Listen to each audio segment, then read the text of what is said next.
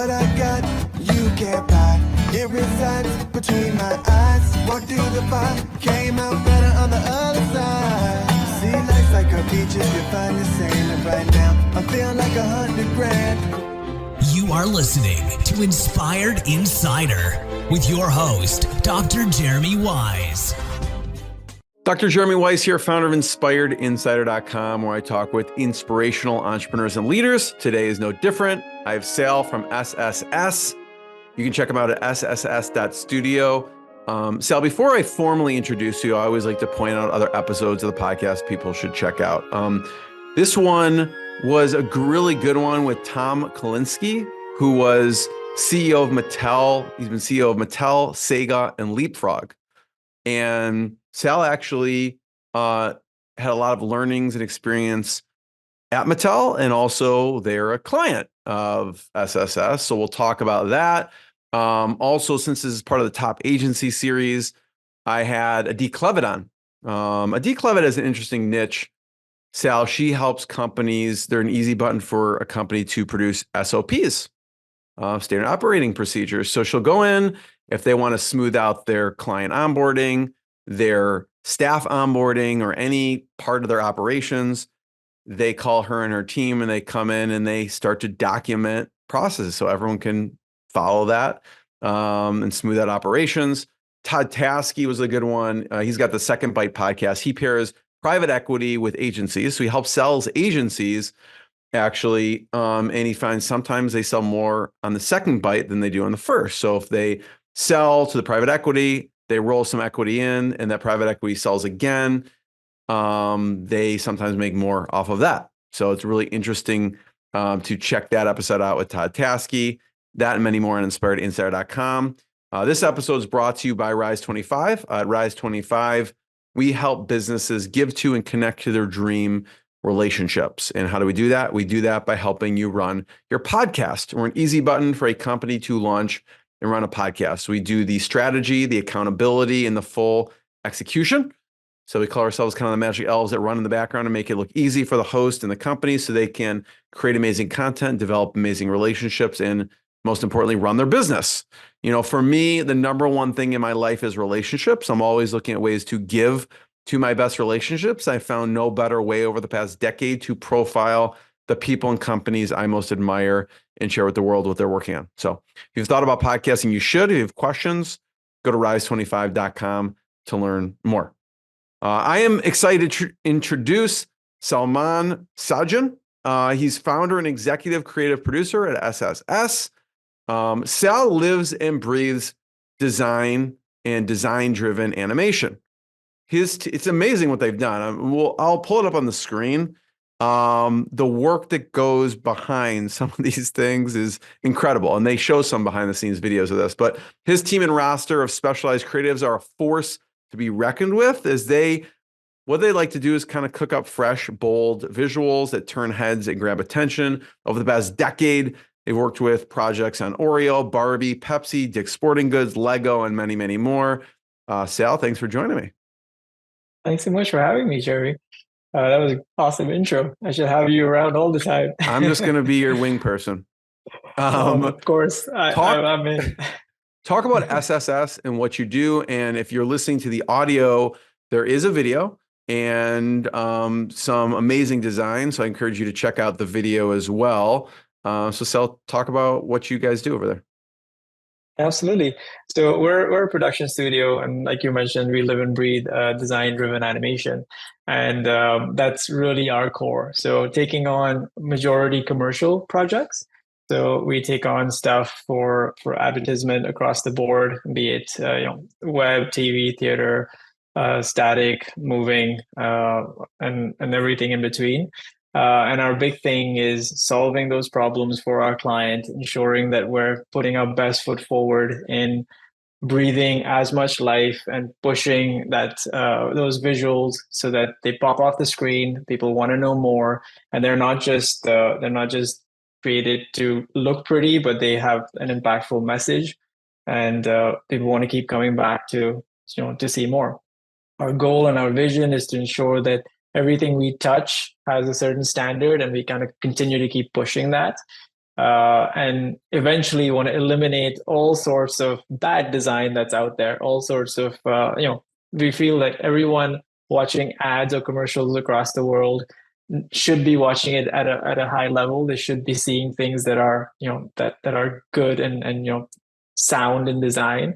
And that's kind of our mission. As we see stuff, we roll up our sleeves, put on those white gloves, and get very meticulous in creating some amazing content that we're proud to show. We'll talk about why and how you started the agency. I know you were working at Mattel, but before we do, one of my favorites of your works is this, what we're looking at here, which is Lipton kombucha. I love kombucha. I thought you captured the essence of what people think kombucha drinkers should be like, I think perfectly in some of these videos. So I'd love to hear your process of coming up with this. And I encourage people to check out, if you go to sss.studio and you go to their projects, you can find this under there, Lipton Kombucha. Talk about your process for coming up with some of these, the storylines and animations and videos.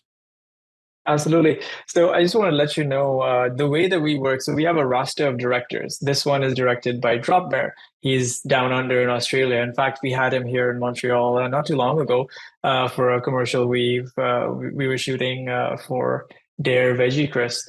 However, we represent a bunch of directors. So this one is by Drop Bear, and so this was one of his creations. Since we're representing him, we showcase his work as well. So I won't be able to talk as much on this one because this wasn't produced by SSS. This was more done by Drop Bear with his team down there. Cool. So we can talk more about. We'll talk about collaborations for a second there, because partnerships and collaborations are obviously really important to you and the company. Yeah. 100%. And by the way, tie-dye not needed. I think it's hilarious with this one. And this one I think is something like goat yoga. Beard. This is the let's see. Yeah, goat yoga not necessary if you want to drink kombucha. Although I have done goat yoga before, but talk about partnerships and collaborations and how you think about them. Yeah, absolutely. I mean, I think that it's about, a lot of it is about ensuring that we're finding and teaming up with people who have a similar mindset. Like I was talking about earlier, right? Pushing that design driven, pushing the problem solving, pushing and putting the project in the upfront, throwing egos out the door, and everything kind of sits and stays at making that project the best. Finding other people in the network who think the same way is who we're always on the search for, I'm always on the search for and hunt for. And when we find those sort of collaborators, then it's a lot about letting their voice be heard, giving them the space and time to kind of do what they need to do. So we're constantly looking, and when I'm talking about internally as building our team out, or getting all set and all crewed up for a certain job, that's kind of our big thing.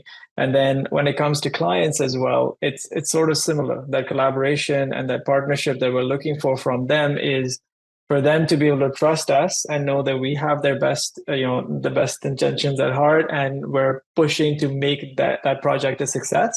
We know that they're the experts in the field in terms of for their product, but they come to us as the experts in our field, and with that mutual respect, really pushing to kind of make things awesome.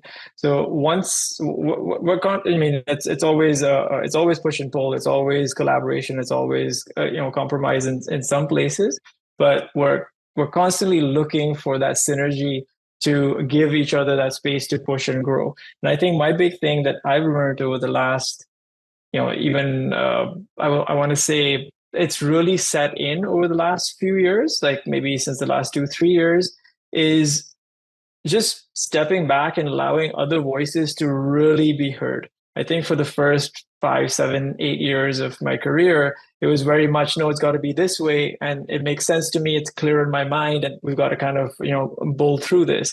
And it works. And it did work. And I found that there was just not as much space left for other really smart people, much smarter than me, to be able to come in and add to the whole thing. So that's also one of the reasons why SSS kind of evolved to starting to represent people like Dropbear, who's a force to be reckoned with. Even like we have Marion Favier, we have, more recently we've got Rocket Panda and Mammoth and a few other studios and creatives who kind of come on who we collaborate with, is by giving them that space to attach them to the right client and be like, run with it, like, go, because it ends up kind of with results that always amaze me and always kind of amaze the client as well, because everyone is kind of pushing towards that same goal. Talk a little bit, when you say represent, what that means for you with the collaboration or partnership with the other company. Are you talking about for our directors, the way we work with our directors as we represent them?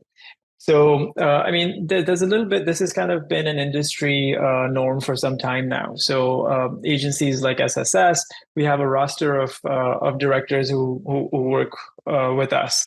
And, a lot of them are, we work with them on certain jobs in certain regions. And what that means is that we're constantly on the hunt to find work that their creative style matches to. So out there in the world, there's clients out there that that need a certain sort of treatment for a certain type of job. There's ad agencies out there that are looking for a certain treatment for a certain sort of concepts that they've already kind of cooked up. And to execute that treatment, we have these directors and artists who are really honed in on their style. And what they do really well is maybe it's like a 2D thing or a 3D thing. Like they're specialized in kind of what they do and how they do it. So initially, SSS started off with doing a lot of design-driven, tactile, in-camera tricks and in-camera treatment for things. And then that kind of grew to being like we had to go do more digital stuff. And as we were doing more of this, we were kind of growing, but we realized that we aren't specialized enough in them. So we need to bring on people who are really good at doing that one thing. And as such, we kind of grew into kind of finding the right directors who are really, really good at owning that creative. And then we help assemble a solid team for each one of them as we go into that project. So we represent them in that way, that we take we have their work, we work with them, and we're constantly kind of finding the right leads to attach to the right creatives. One example of this, Sal, is Dick's Sporting Goods, right? Talk about what you did with that. I'll pull it up here because I watched this video, but you can see behind the scenes there's just so much that you're kind of orchestrating to make this happen. Yeah, absolutely. I mean, and talking about collaborations, this was also with we had another partner with this as well in the US called Aggressive. So we worked with them on this. But our director Heston was the one who directed this. He's on our roster, and it was such a fun project because fun is one way to put it. I mean, looking at the way you set up this ping pong thing, I wouldn't call it fun. I'd call it intense. I don't know what word I would use, but this is like this is a serious system that you've set up. Yeah, no, again, it was hats off to our animation team and our rigging team. We had a number of creatives on this. Jeremy, we had to take on 42 6-second spots or 6-second commercials, 42 of them in a span of 6 weeks. So it was intense is the right word. I mean, I think that echoed throughout the whole thing. And we had a brilliant team who kind of was extremely switched on and knew exactly what to do, how to do it, and how to figure out the entire logistics around this. This was, funnily enough, this was one of those projects that happened in the heart of COVID. I believe it was 2021. So COVID was a thing, but all those restrictions kind of still stayed. And Dick's being a US brand and us being in Montreal, there was a lot of sort of navigating between the borders and trying to figure out how to move a lot of sporting equipment, which was tough to get at the time. I mean, luckily Dick's had a lot of it. So it was challenging, but I think it was one of those projects where you really get to see the breadth of the team and how everyone is just there problem solving, figuring out how to get every little detail done. This entire project, this one was scoped to be done all in stop motion. So what stop motion is moving individual, taking pictures and moving the objects and moving the things in like one frame at a time, and then stitching it together to create a video. So 42 of these in stop motion meant many different animators, many different stages to be set up, and lots of hours spent manipulating props and making it look like everything is just coming to life on its own. Pretty remarkable. Yeah. It's honestly, I know you were saying intense and sounds, seems intimidating, but this is what kind of, gets myself, and I'm proud to be saying our team really excited and alive to wake up and come to work in the morning, because it's exciting. I'm glad someone wants to do it. Solving these. I'd be like, forget it. There's no way. No, honestly, I was watching these, you actually handcraft these, I don't know what you call these figures. These little puppets. Yeah, the puppets. These are the ones. It's crazy. Yeah, this was also a really fun project. This was done for I guess the government insurance board in Ontario. This was a really fun one. I think we did about 4 of these initially. Then we did a sequel to it, and we did 4 more. We did 5 initially, and then it did really well, and the agency came back for more, so we did 4 more of them. But yeah, every little detail in here was handmade. We had a bunch of sculptors and the production design of it. So what you see is what you get. Like there was nothing in this one that was done in post-production or CG. And it was fun because everything was scaled down and everything needed to be made to kind of get a look and feel. And this was back in 2019. But I remember for this one too, we built a bunch of personas and created some rules. And our art team came up with this thing where there was, for each one of these mannequins, they were talking about getting injured at work. It was summer, and everyone's going to be going to work, and kids from high school and universities are going to be doing these jobs, and it's about being safe while doing these summer jobs. And so for each one of these personas, we're like, we want to create one of the items, not just paint on these wooden mannequins, but if you can see down there, that little guy with his hand on his head, he's got a little camera that's sticking out, or the girl with the knife in her head has a backpack that's sticking out. And just like that, we wanted to kind of, the rule was that there needed to be a couple of 3D items to help build, sort of a design language for each one of these mannequins, so that we were grounding ourselves in a lot of that pre-production so that this had longevity. And it came back for a season 2 and I believe a season 3 as well. So it was really fun, very meticulous, lots of detail, lots of kind of honing in on stuff. And I think you see down there, that's one of the designers who basically made everything from by hand from scratch, and used a bunch of 3D and laser cutters and 3D printers and stuff. And it's and then all animated by our animators. And you see Anna down there. She's worked with us a whole bunch in the past. Fantastic animator, and ensuring that everything kind of works and moves the right way. But yeah, it was a great series, and a bunch of comedy fused into it. It's really wild. Talk about motivating staff and the team. Again, these are laborious projects. It's fun looking back. Probably when you're in it, it's intense. It's exhausting. Talk about the ways you think about motivating teams. Yeah, absolutely.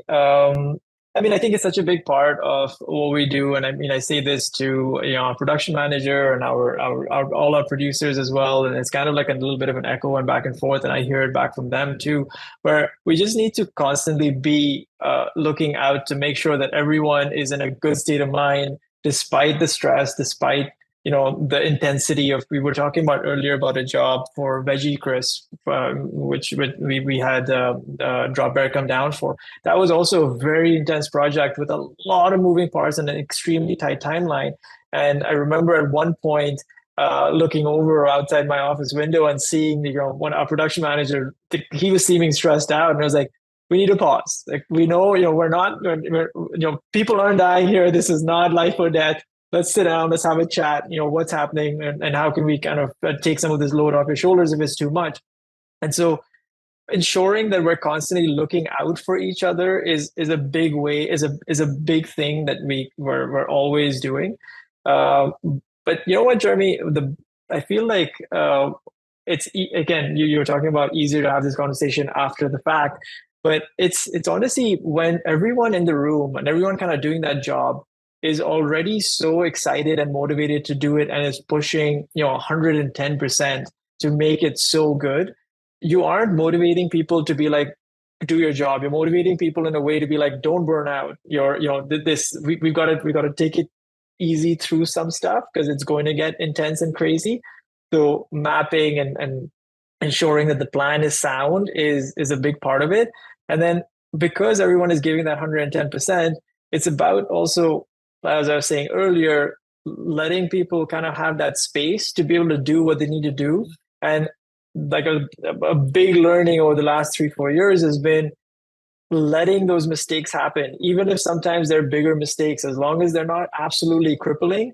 Like, I found so much growth and learning, at least in the team, in my direct reports, that it's been unreal to watch and see them kind of break past their own goals and barriers within the year, and then suddenly be like, oh my gosh, let's set new goals because we set these for the year and we've kind of reached these, and let's push for more. And the same thing, the company is there to kind of help elevate and allow that space to basically allow them to do their thing. And it's been I find a great way to help motivate. So if you find yourself, or if other people find themselves with teams where they're really wanting to have control, or wanting to kind of do things a certain way, or really worried about a client because of it being high stakes, etc. Like, having trust in that first part of it, which was surrounding yourself and building that team with people who have that care and are aligned in that same goal. That path to it might not be exactly your path, but letting other people chalk it out has been a game changer. Like, it truly has been a game changer, and has been one where it's got me like seeing and learning and respecting others around to a degree that I didn't think would be possible. Because does that go back to kind of what you were saying in the first, 5-7 years, you would tend to be more the force leading it, and now you're stepping back and letting other people lead it? Am I understanding it? Yeah, that's pretty much it. And the more and more that I've been doing that, I've over the last 3-4 years, I've realized that my role has definitely changed, and the fact that we've got a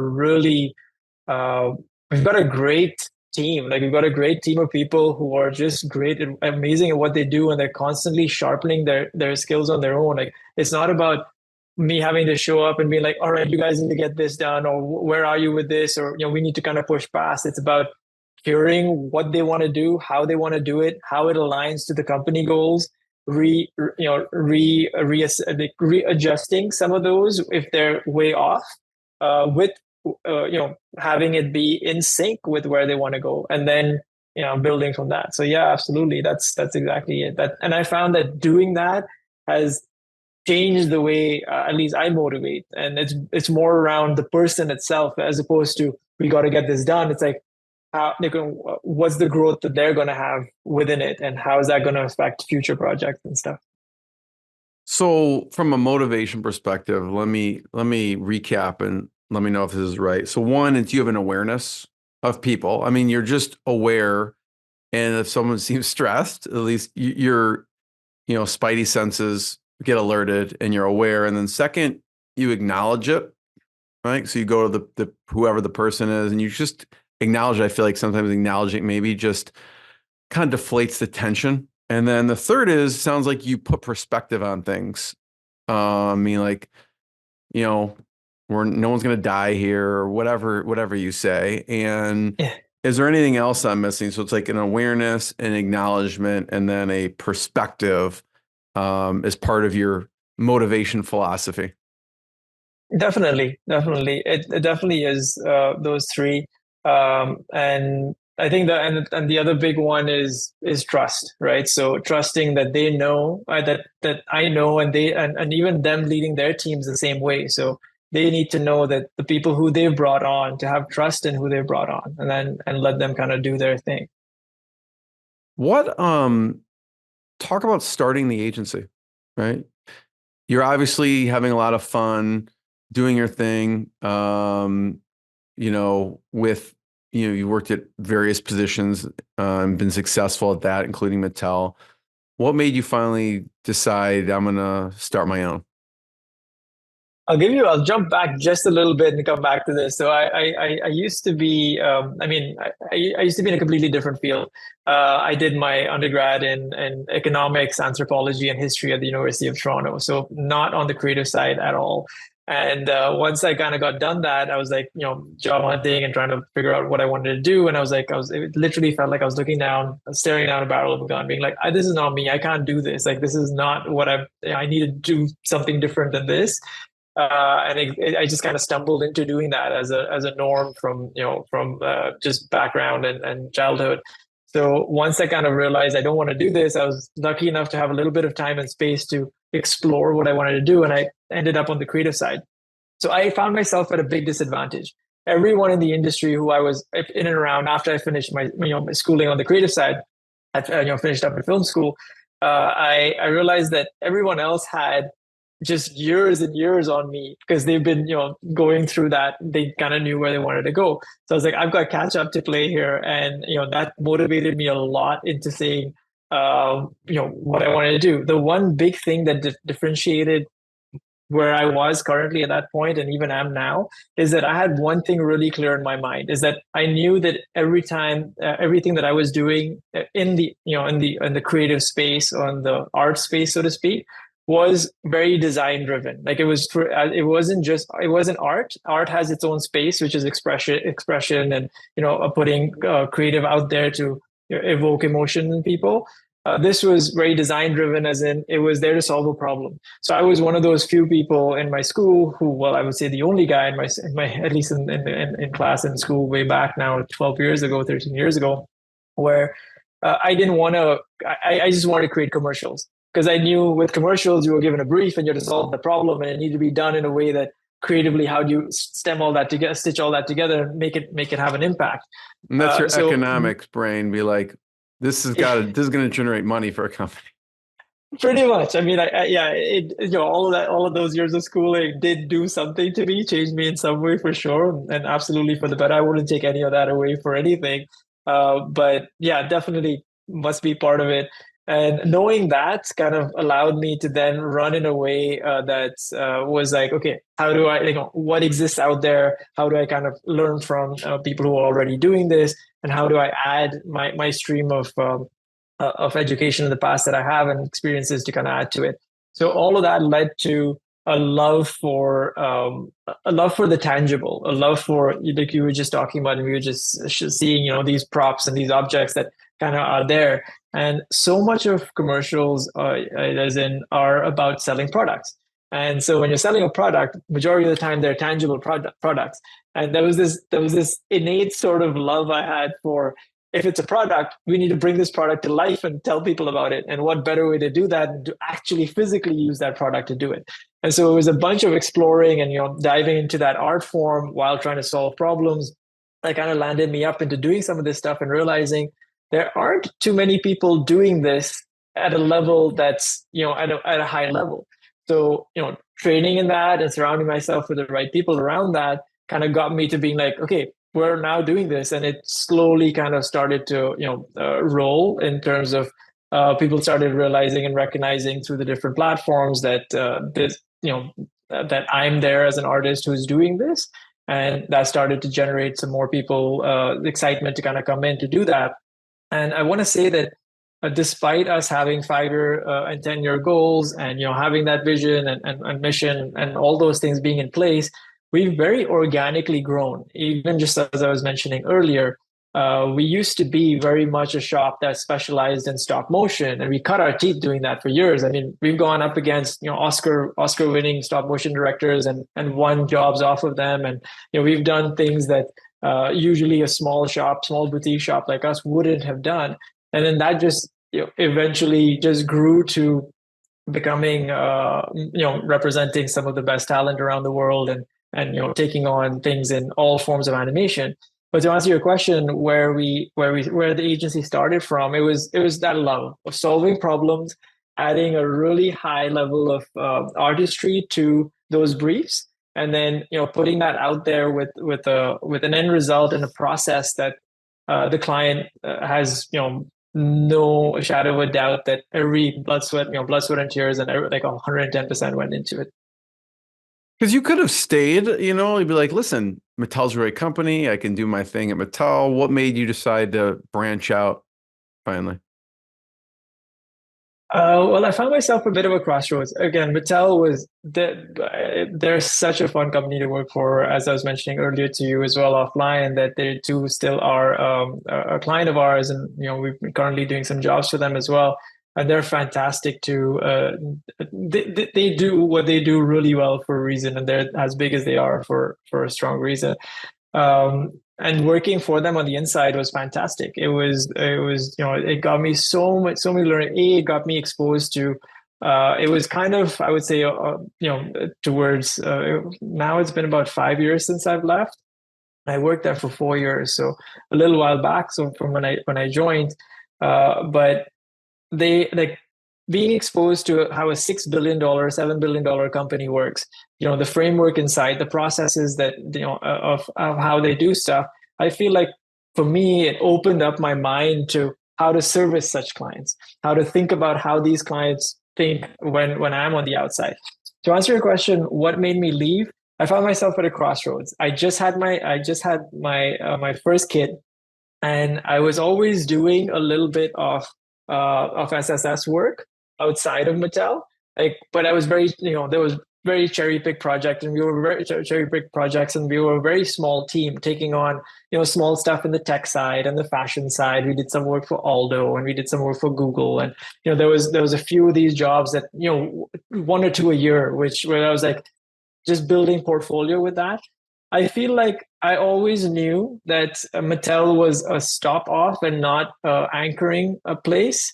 Because I did, what excites me about commercials is the fact that you get to touch fashion to pharma to kids to to tech, everything. You get to touch it all, and you get to kind of problem solve across the board. So to me, that's super exciting. I feel I understood and learned toys so well when I was with Mattel, that understanding the kid space I feel like we definitely have an edge, just the legalities around it and how everything kind of works. But at a certain point after I had my kid, I was like, I got to make a choice. Either I'm going to stick and really stay in corporate, or I need to kind of give this a proper shot and give SSS a proper shot and see how it goes.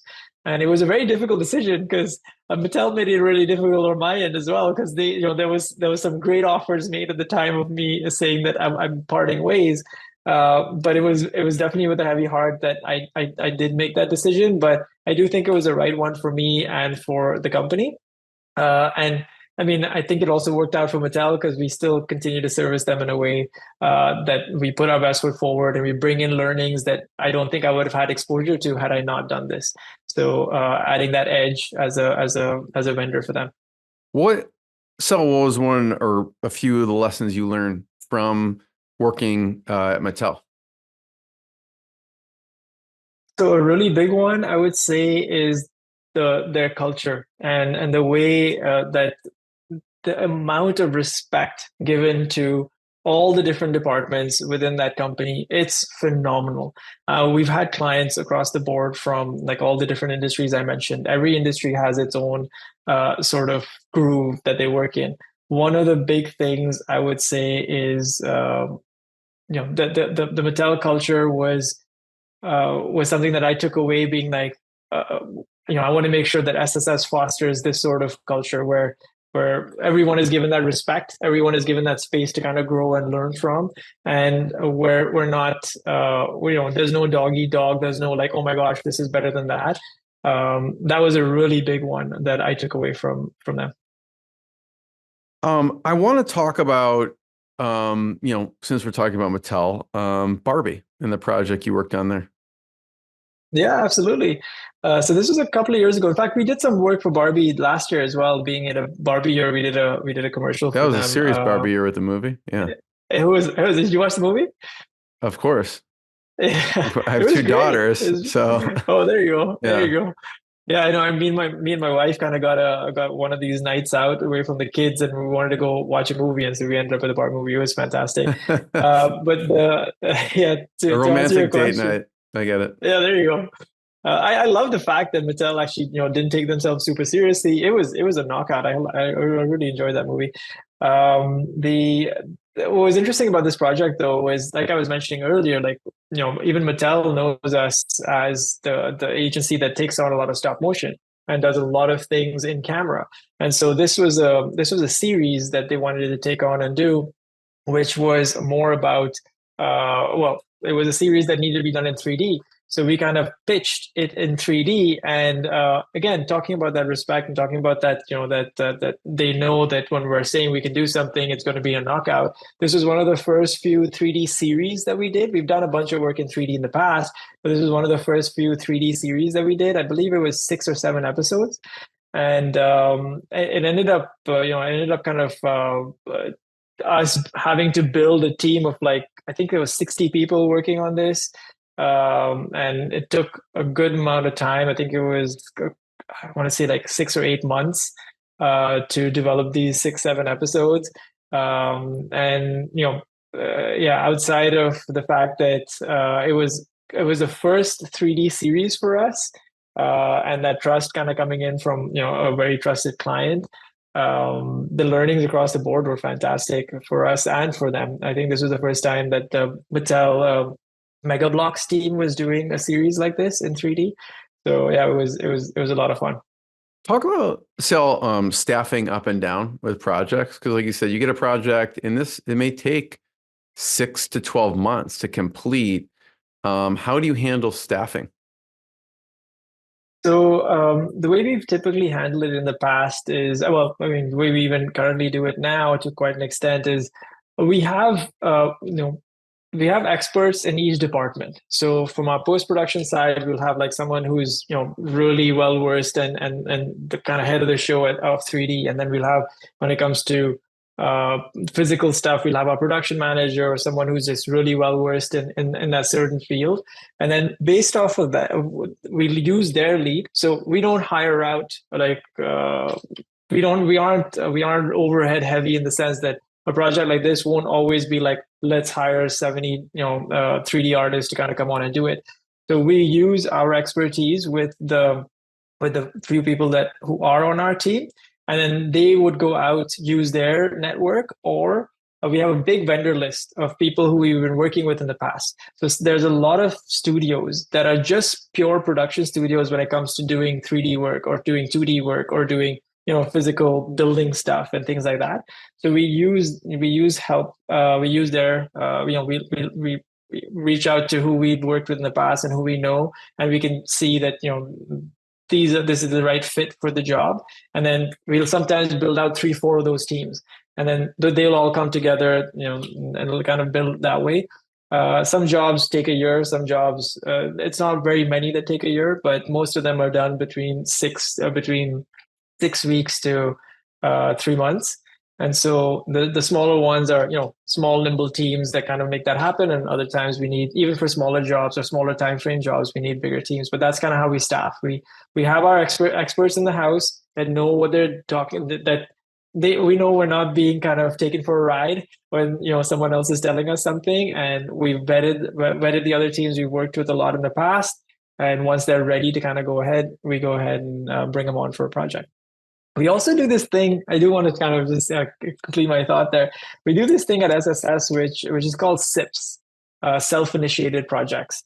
And so our roster, when they're sitting on the bench or they're in between projects, we do these things called sips. So you want to sip before you take a big chug and you jump into a big client project. So we have our creatives kind of team up with some of these vendors who we've been sourcing in the past and chatting with. So we want to make sure that they can, we invest in this. So, we bring them on and we basically let water run through the pipes, see how it goes, see how our producers are working with them, how, any flags, any issues. we chat with them about it. We make sure that they're vetted from that front. And then once we see the quality and the results is when we kind of ramp them up to a smaller project. And then once that's done well, then we ramp them up to a bigger project. That's usually our pipeline for vendors, and staffing kind of falls within that. I love it. Sal, first of all, I just want to thank you for sharing your journey and lessons. It's fascinating. I want to encourage people to check out sss.studio to learn more and check out projects. And Sal, I want to be the first one to thank you. Everyone, we'll see you next time. Thanks, Sal. Thank you so much, Harvey. Thanks. What I got, you can't buy. It resides between my eyes. Walked through the fire, came out better on the other side.